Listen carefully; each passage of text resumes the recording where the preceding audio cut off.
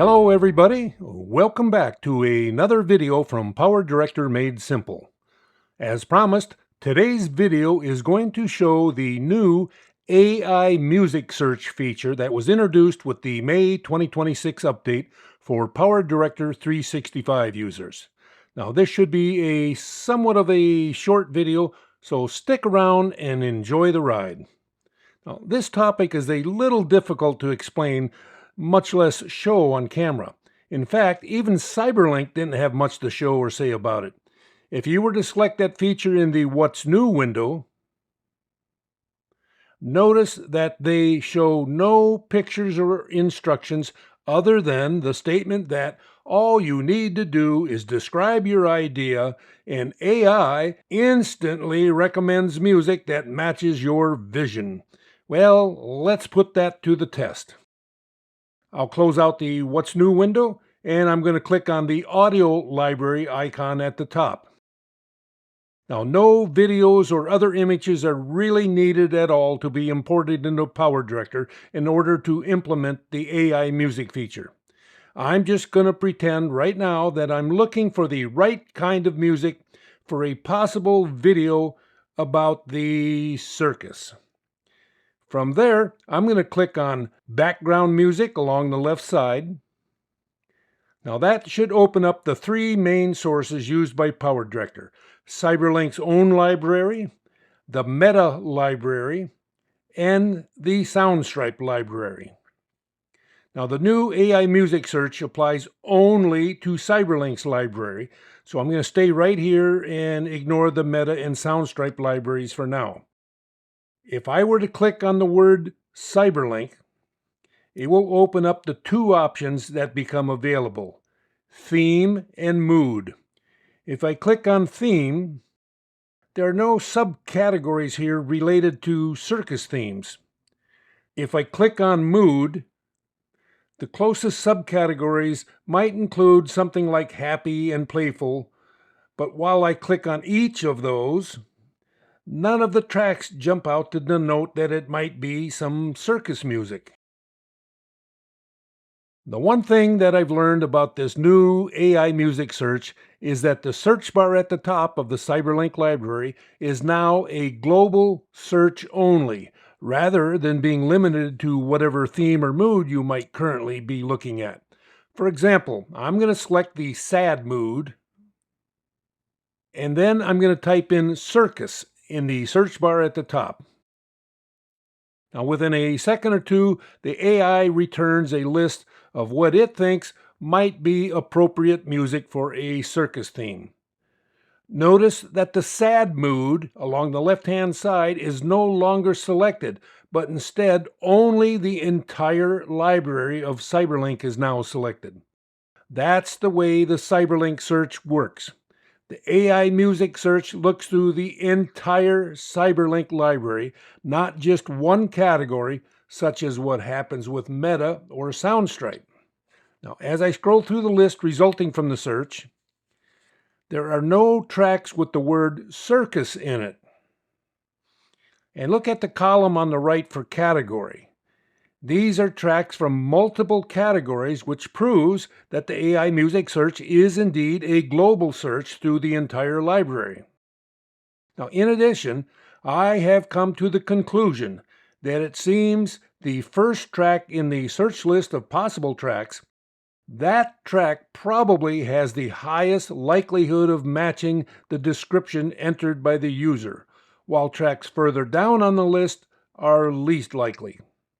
Now, at the top of this list is a track called It's Funny, which I'll briefly play for about 6 seconds or so.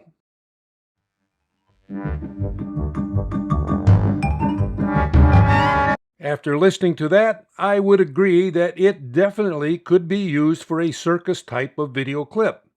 But there are some choices that have me scratching my head and questioning AI's fuzzy logic. For example, the second choice, 4th of July, March 1, just doesn't seem appropriate. I'm going to play about 6 seconds or so and see if you agree.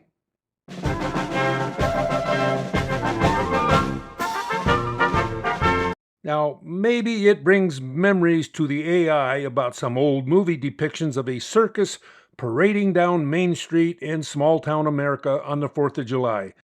Who knows how AI thinks? Now, if I were to click at the top of either the name, duration, or category columns, it would sort out all of the relevant tracks in alphabetic or numeric order.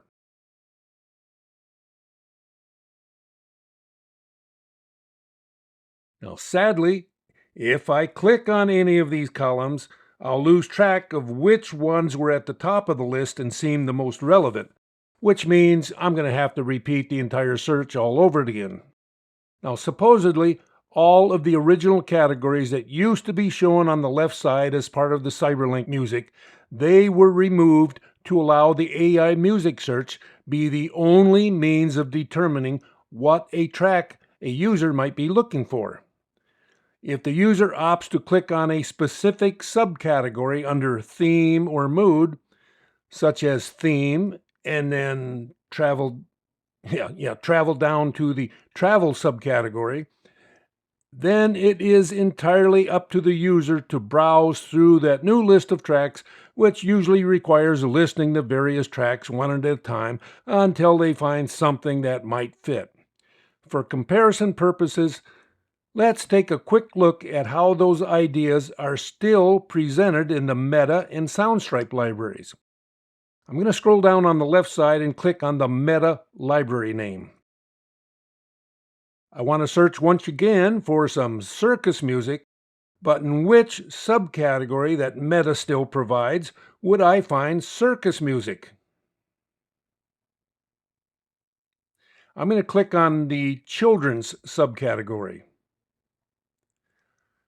I could scroll down through this long list of children's music until I might find something related to circus music, but what if I just type in the search word right now at the top? I'm going to give that a try by typing in circus in the search bar. After a few seconds, it returned two possible tracks. Now pay attention to that first track called The Ringmaster's Retreat. More interesting is the fact that I'm still in the children's subcategory, only as evidenced by the fact that children's is still colored blue along the left side. Now, if you recall, a search in Cyberlink's library would kick you out of any subcategory and do a library-wide search. But right there, you can see the difference in the search using the Cyberlink library and either the Meta or the Soundstripe libraries.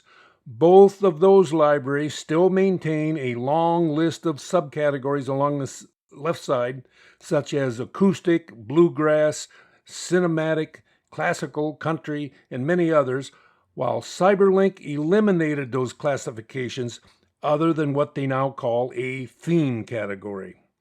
Now, both Meta and Soundstripe perform their search based on a keyword or two assigned to each music track.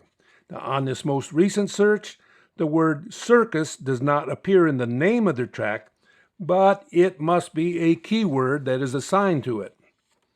And finally, the search process in both Meta and Soundstripe still work, attempting to find a matching word in the name of the music track. I'm going to go back up to the search bar and I'm going to erase the search word that is already entered there, and automatically the entire children's subcategory is displayed. Now this time, while I'm still in the children's subcategory, let's assume that I'm looking for a track that I used before. I can't quite remember the name other than it had the word retreat in it. I'm going to type in the word retreat in the search bar. And when I hit return, any and all children's tracks with the word retreat are shown. But both Meta and Soundstripe still support a library-wide search. Now let's assume that I'm looking for that same track that I used before, and all I can remember in it is that it had the name Retreat, but I don't know what subcategory it came from. I'm just going to click on Meta at the top of the list along the left side, and then I'm going to type in Retreat in the search bar.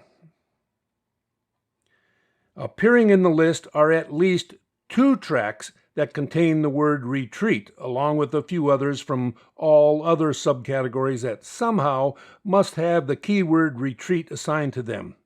Now look at that second track on this list. Maybe I don't quite remember the full name, but if I were to play a few seconds of the Ringmaster's Retreat, then I would know for sure.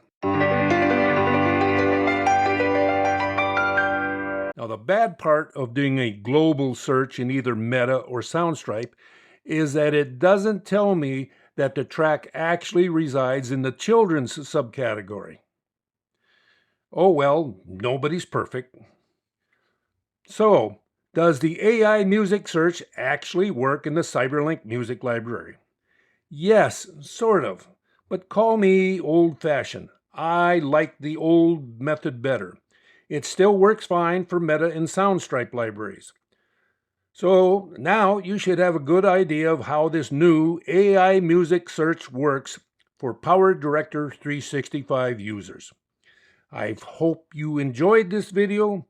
If so, please hit that subscribe button along with the like button. Thank you all for watching, and I'll see you next time.